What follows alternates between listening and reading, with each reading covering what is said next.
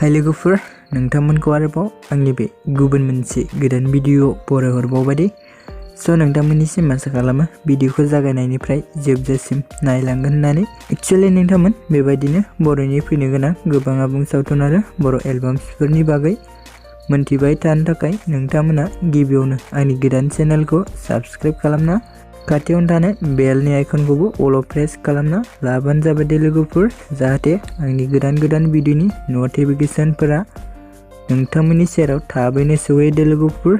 स' नोंथांमोनाथ' मिथिखाबाय जानांगौ दिनै आं मा भिडिअनि सायाव आपडेटखौ लानानै फैदों भिडिअनि टाइटेल एबा थाम्बनेइलाव नायनानै।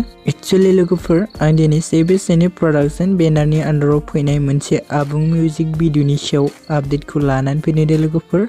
एक्चुअली लोगोफोर बे मिउजिक भिडिअनि टाइटेलानो जाहैबाय बावखुंग्रि हाजो सेरनि दे लोगोफोर। स' लोगोफोर जाय बिथांमोना बे मिउजिक भिडिअखौ दासिमबो जुदि नायाखै अब्ला आंनि चेनेलनि गेजेरजों नायदो दे लोगोफोर। स' लोगोफोर जानो हागौ बे मिउजिक भिडिअआ नोंथांमोन गासैबोनि गोसोखौ जोबोरैनो बोनो हादों नङा होमबा लोगोफोर। स' लोगोफोर आंबो भिडिअखौ नायनानै जोबोर मोजां मोनदों दे लोगोफोर। स' लोगोफोर जों बे मिउजिक भिडिअआव गुबैयै फाव खालामनायखौ नुनो मोनदों लिंसार बसुमतारी आरो फुजि बसुमतारी दे लोगोफोर। आरो लोगोफोर जों बिथांमोनजों लोगोसे बेयाव गोबां फाव खालामनायखौबो नुनो मोनबावदों दे लोगोफोर। स' लोगोफोर बिथांमोननि मुंखौ आं बेयाव मख'लायला दे लोगोफोर।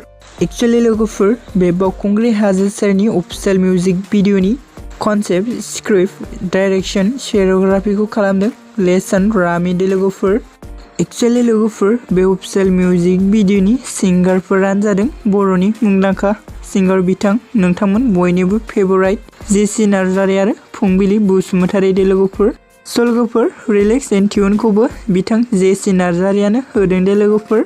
स' लोगोफोर बिदिब्ला दिनैनि सुंद' आपडेटआ बेखिनियानोमोन दे लोगोफोर। स' नोंथांमोन भिडिअखौ बेखिनिसिम नायनायनि थाखाय नोंथांमोननिसिम रोजा साबायखर थाबाय दे गोजोन्थों।